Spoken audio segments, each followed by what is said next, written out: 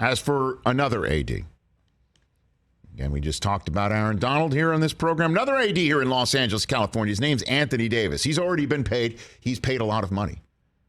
But unlike the other Aaron Donald, the other AD here, over the last couple of years, he's not been able to dress very much. Charles Barkley's nicknamed him Street Clothes.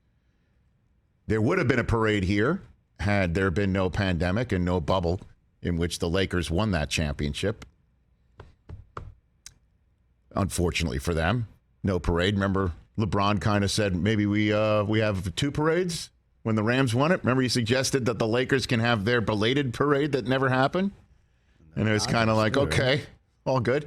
And the general sense is, you know what? Just wait a year because you've got Anthony Davis and you've got LeBron and Russell Westbrook showed up. And you put them all together. It's an outstanding fantasy team for the 2015-16 season, right?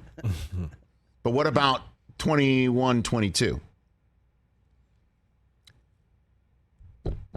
No bueno. Again, because AD, part of the equation for the Lakers, 76 games played over the last two seasons. Put the last two seasons together, he hasn't even played a single full season. But, as LeBron pointed out at the end of the season, he's healthy, LeBron gets healthy, and Russ stays healthy. Just run it back. Run it back. Unfortunately, in the 22 games that they played with each other last year, they were 11-11. That's a 500 team. That will get you in the playoffs as a play-in tournament team, but that's not what the Lakers are about. They're about championships. They're about hanging banners. They're about #winning time.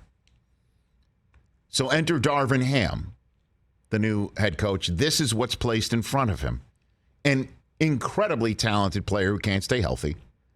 An all-time great GOAT who is playing well beyond the expectation level of anybody at age 37 last year, but then you think he's LeBron James and you expect it, and can you expect to do, he does it again as age 38, which is what he'll turn in December?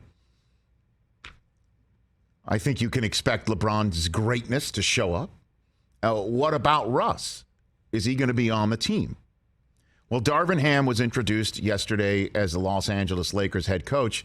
And interestingly enough, Ham was asked about Westbrook, and Westbrook was standing right there. Did you see this? I did not. Russ, okay, so Ham and Pelinka are sitting at the front of this press conference. Okay. And to the left is Russell Westbrook, just standing off to the left, kind of standing there watching the press conference. Observing? Watching and observing. Interesting. And Bill Oram, our guest who's going to be joining us in 5 minutes' time from The Athletic, asks him the question about what about Russ? And we'll play that for you in a second before Bill joins us. And essentially the answer was Russ is going to be here. And he kept on saying over and over and over again that it's about defense and that Russ will be asked to sacrifice. LeBron's going to be asked to sacrifice. Anthony Davis is going to be asked to sacrifice. And my question is, what's Anthony Davis going to sacrifice? You know what? He needs to sacrifice whatever needs to be sacrificed to keep him healthy. What does that mean? Like a chicken or something? Like, what do you got to do? Like, do we got to sacrifice something on the altar of the basketball health gods? Because what's he going to sacrifice? I don't know. What's LeBron going to sacrifice? I don't know what that meant. And certainly in terms of defense, you know what he said about the defense is that Russ may have to do things without the ball. Uh-oh. And that's, let me look it up, not his forte. Playing defense, not his forte. And he hasn't made a shot in like 2 years, it feels like.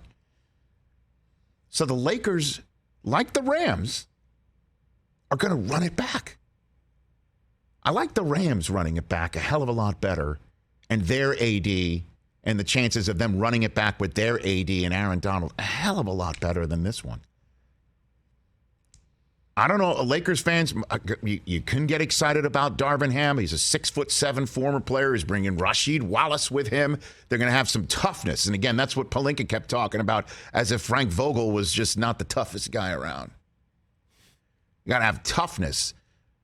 Maybe he's watching all these Celtics games and he's seeing toughness. He's seeing guys being put on their ass. He's seeing offenses like the Warriors getting disrupted. He's seeing teams like the Heat getting out-muscled and beaten. He's seeing the defending champs in the Bucks get bounced. But the star players of the Celtics are young.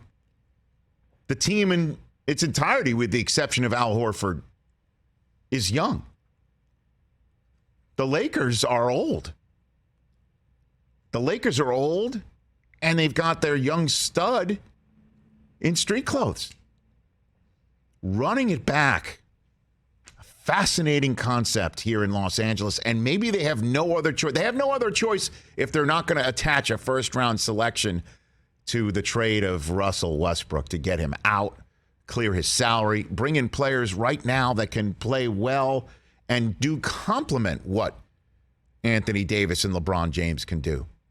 But you're asking a team to start sacrificing and playing tough defense when one guy is 38, another guy who can block your shots isn't playing because he's hurt. And Westbrook, is he suddenly going to turn into Marcus Smart at the advanced age of his career? No. I don't know, man. I mean, it sounds great. Unlikely, Rich. It sounds great from their new head coach, but the roster doesn't match. Hey, you watched all the way to the end. Thanks for that. Watch more right here.